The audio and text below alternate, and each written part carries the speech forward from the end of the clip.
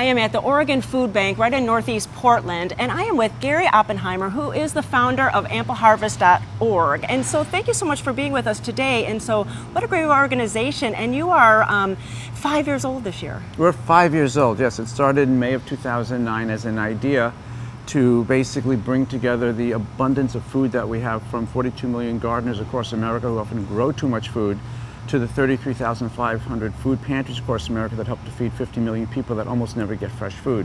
Right, because I know when I do food bank things, it's always canned goods, dry goods. So really, you saw that need. The idea was that, you're absolutely right, people are told don't bring fresh food to a food drive because it comes into a food bank like this one where it can stay for a period of time and then goes out to the food pantry. We changed the architecture. We said, do what you've been doing, but when you have fresh food in your garden, take it to a neighborhood food pantry. So we had to educate the growers that they can, encourage them to do it, and enable them to do it. You can't find a food pantry in your community. There's no big signs.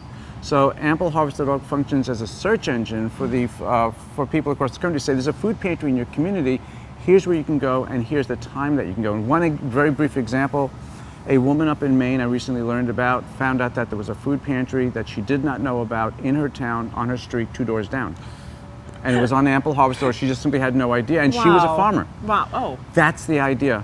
So the idea is really to make sure that when you have grown and harvested more food than you can use, preserve, or share with friends, that it gets the needy in the community. Our core idea is no food left behind. Right, and I was reading on your website, there was an anecdote about someone said, well, I only have 3 extra cucumbers. So what do I do with these cucumbers? I don't want to go all the way over there, but really that all adds up. If we all add a little bit, it really adds up and can really make someone's home have a more balanced diet. Exactly. I mean, nobody says I only have $5, I should give it to the Red Cross. It is merged with all the other money coming in, and that's how the Red Cross does their work. So bring your cucumbers, and whether you're a small backyard gardener, maybe you just have herbs in the kitchen, or you have a large property, whatever you can bring, you should be bringing. The community desperately needs it. It improves the health of the community. This is great for community engagement, and you're reaching into your backyard instead of your back pocket to help your neighbors in need. So Gary, how does this all work? How do we get involved? It's extremely simple. You've woken up one morning, you've had that oh crap moment when there are too many tomatoes or zucchini in your garden. You go to AmpleHarvest.org, you put in where you live, maybe a zip code, a list of food pantries come up. You pick the one that's most convenient to you. You then deal directly with them. You contact them. They're going to tell you when to bring the food, what day of the week and time of the day. And the importance is that not only will you be working with their schedule, but you now know when to harvest.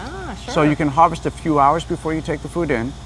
You take the food in, it's taken home by the clients a few hours later. They're getting food fresher and healthier than you and I can buy in a supermarket. And from that point on, the system has been fixed because you now have this permanent relationship with the food pantry, and you'll probably donate for the rest of your gardening life and tell your neighbors about it. Well, that's so brilliant, but I finished gardening. It's October now, so is there something else that I could do as a gardener?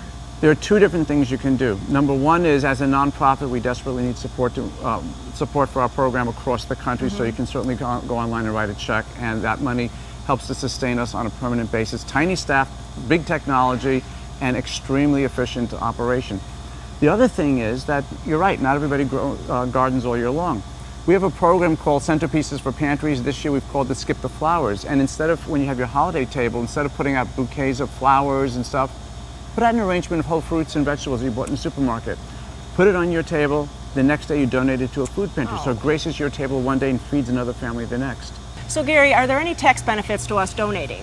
It's a charitable donation when you're donating food to a food pantry. So your little packet of seeds that you bought for $2 or $3, you plant a couple $100 of food come out, you can donate that. We actually give you a tax form on the AmpleHarvest.org website.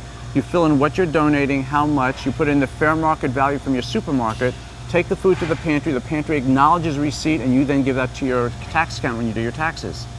That makes you a philanthropist. Well, Garden Time has our website. We can go click you over to AmpleHarvest.org. There is a place to click, and you can find a pantry in your area that you can donate your produce to. Well, thank you so much for all the good work you do. It's just wonderful. It's not what we're doing.